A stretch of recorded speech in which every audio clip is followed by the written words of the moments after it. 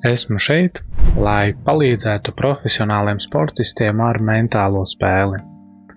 Tad, kad fiziskās un tehniskās prasmes un spējas ir gan attīstītas, kad ir gana strādāts arī ar taktisko izpratni un stratēģiju, ir rekomendējams un varbūt pat nepieciešams strādāt arī ar mentālo aspektu.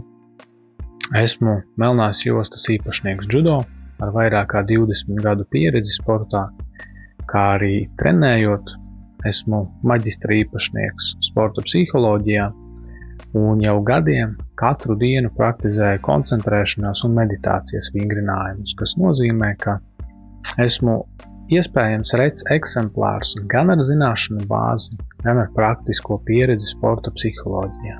Tāpēc esmu šeit, lai palīdzētu arī tev tieši ar mentālo aspektu un stratēģijām profesionālā sportā.